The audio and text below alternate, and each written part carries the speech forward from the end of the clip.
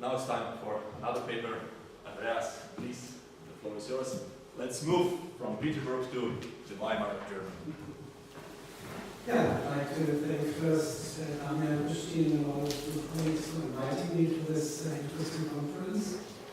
And I would like to start my remarks, which deal with the impacts of the Russian Revolution on Weimar Germany, with a short tribute to another important centenary, which is the enfranchisement of women.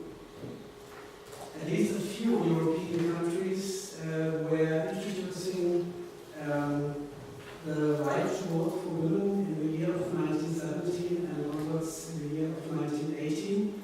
For example, the House of Commons voted, I think in June 1917, the right for at least property women with the age of over 30 to go forward.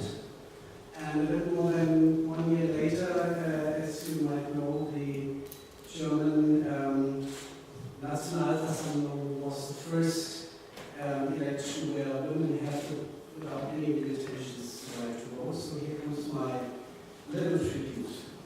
When the British suffragette Emmeline Pankhurst returned home from a 4-month journey to revolutionary Russia in October 1917, she was quite surprised to hear about the Workers' Committee that had been founded in the city of Leeds, which became known later as the Leeds Soviet.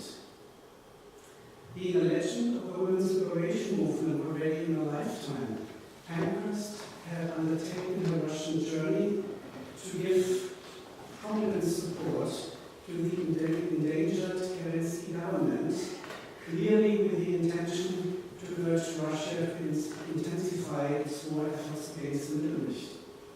She had at first welcomed the February Revolution as a step forward towards parliamentary democracy. Now she feared that the Bolsheviks would seize power and conclude a separate peace with Germany. When Pankhurst was performing her patriotic mission in Petrograd, the German secretary of the International League of Women, Clara Zetkin, had already completed her separation from the Social Democratic Party, which had been her home from the beginnings of her political life. The Russian Revolution turned Zetkin's personal misery, her isolation, political isolation, into an excited mood of expectation of a decisive turnover of world history. Recovering from a period of depression caused by her disillusionment about workers' internationalism that had failed to prevent the imperialistic war, Zetkin was literally reborn as a communist activist. Preparing herself for the arrival of the forthcoming world revolution, she sent a message to the Comintern declaring her devotion to socialist Soviet Russia. She praised the glorious October Revolution by comparing it, let me cite her words in the German ritual, like die große, gewaltige Sonne, die in purpurner Pracht aus dem Dunkel und Grauen des Weltkriegs emporsteigt, which was a metaphorical reception of the October Revolution. The reflections on the revolution in Russia of two outstanding political women couldn't thus have been more contrasting. Whereas Emmeline Pankhurst had turned away from her radical origins, Clara Zetkin embraced the Red Revolution as the dawn of liberating mankind. Apart from their personal involvement, their different reactions show the diversity of feelings and expectations that the Russian Revolution arose in the belligerent nations of the First World War.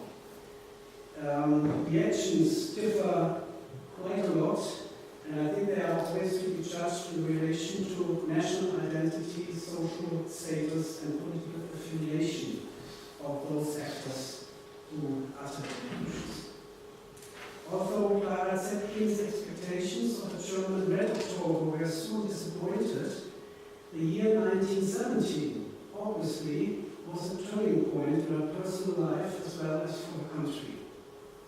The Social Democratic Party's refusal of giving further approval to war loans signaled the end of the national war consent which the Emperor had proclaimed in August 1940. An informal political coalition of the parliamentary left, consisting of left liberals, socialists and the Catholic Centrum, agreed on a resolution in the Reichstag announcing to the world that Germany should declare its willingness to conclude a peace without annexations and reparations. This so-called Friedensresolution of July 1917 openly referred to the Soviet Petrograd, which had earlier in the year proclaimed a fundamental rupture with the conventional logic of fighting and waging war. When the German Supreme Military Command ignored the parliamentary majority's initiative and submitted Russia to a dictatorial peace, the public opinion in Germany began to lose faith in the military as well as in the political leadership of the monarchy. Incoming news about the revolution in Russia aggravated the growing discontent. However, it can hardly be claimed that the constant loss of popular loyalty was due to the propaganda war the Bolsheviks staged against imperialism. It was not the illicit Durchstoß or step in the back led by treacherous revolutionary elements in Germany, but the failed Siegfried strategy which caused the collapse of the monarchies. And this led scholarship in Germany for a long time always to stress the importance of the military breakdown and led them to underrate the effects or impacts the Russian Revolution might have had on the so-called German November Revolution. I think whether we agree or not to this kind of frozen look on the German Revolution and its links to the Russian Revolution, I think it makes more sense if we ask for the longer impacts or longer lasting effects the Russian Revolution might have had on the transfer to a parliamentary democracy by Germany. This is what I want to do very briefly now by considering three main levels. First, the political institutions. Second, the economic and social order. And third, the demographic change. I come to the first point shortly. The effects the Russian Revolution might have had on the transfer of power into democratic institutions in Germany. The complete failure of the political elite's war strategy made constitutional reforms, including the enfranchisement of the working population, indispensable. But the October cabinet's sudden turnover to a parliamentary government came too late. Mutinies in the army as well as the major factories that were directed by spontaneous grassroots councils of soldiers and workers had already broken out, spreading all over the country and claiming political power for its representatives. They orchestrated a German November Revolution. Scholarship has agreed that the German Soviets or Rätebewegung should not be rated as a revolutionary alternative to parliamentary democracy, but as a means of political control to secure the transfer of power to the parties of the working class. However, this interpretation, in my opinion, doesn't take enough notice of the German Räte's open commitment to the Russian Soviets, open verbal commitment at least.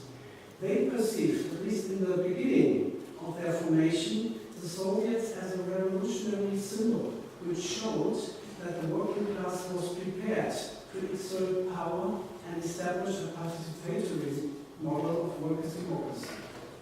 I will thus maintain that the independent Räte movement has to be seen also as a transfer of revolutionary experience from Russia to Germany.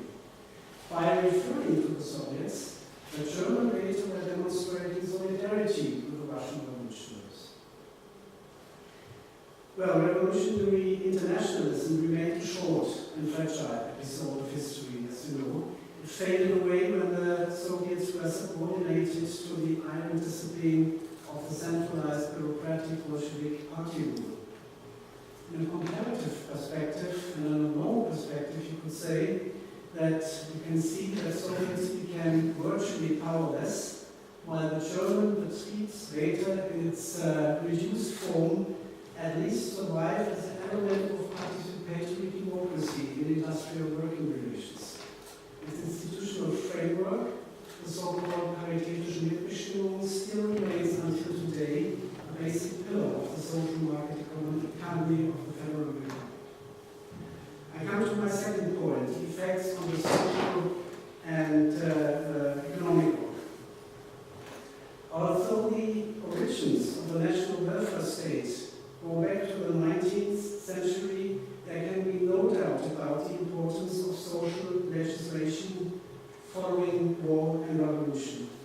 Total war meant heavy casualties, broken lives, and financial losses to belligerent societies. War victims had to be compensated for enduring sacrifices.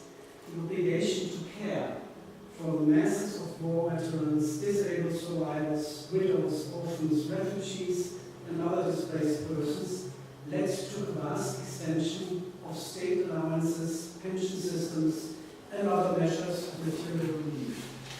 Social security, thus, was basically a political compensation for the war commitment of European populations. But in a broader perspective, however, the strong demand for social improvement, like Germany or also the United Kingdom experienced it, has to be related to the rising force of working class movements all across the continent.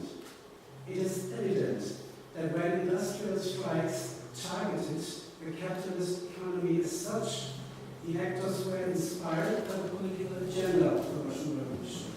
The Soviet state proclaimed the fundamental reverse of labor relations, setting free, at least formally, peasants and industrial workers as a political force.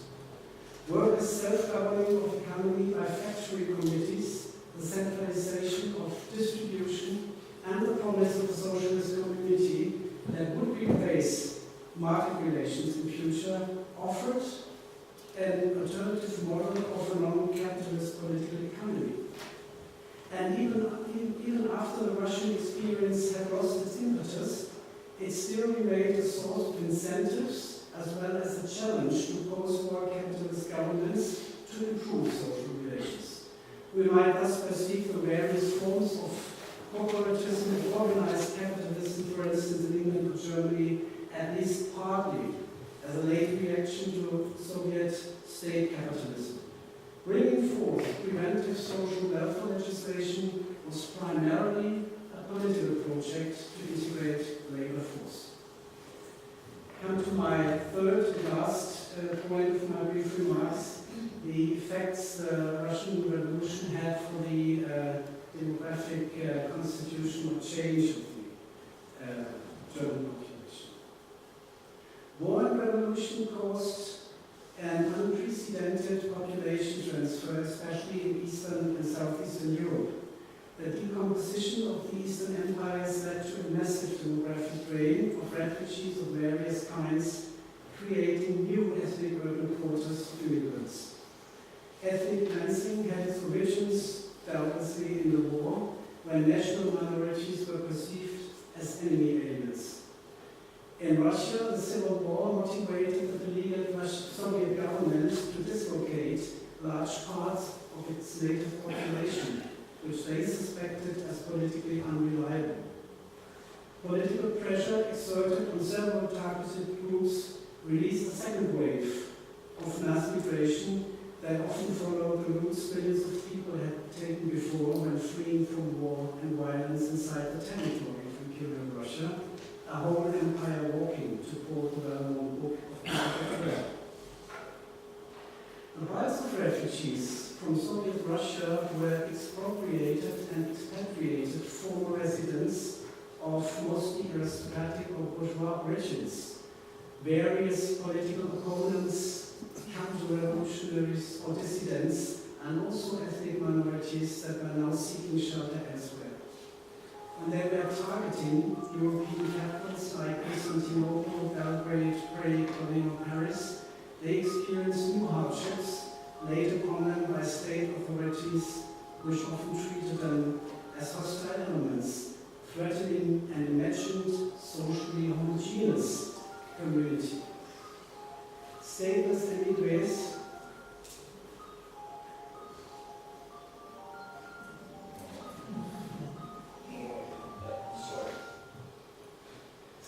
emigres from Russia thus had to rely on the acceptance of an instant passport by foreign authorities or address refugee relief organizations supported by the League of Nations. Russian immigrants arriving in Weimar, Germany were treated in different ways according to their ethnic origin or social status. Jewish refugees from Russia, Latvia, or Poland, for instance, were merged into a single ethnic category labeled Austrian. The East Jewish minority population remained an object of popular disdain. Compared to their precarious status, the Russian-speaking community in Weimar, Germany, which numbered temporarily nearly 500,000 people at its peak in the beginning of the 1920s, was more successful in bargaining with authorities. Although most of them soon dispersed when living conditions deteriorated and moved on westwards, they managed for a small part to establish enduring social and cultural structures, leaving behind the memory of Ruski Berlin in the world literature. Their often underrated presence in Weimar, Germany constitutes an essential part of global migration history in the 20th and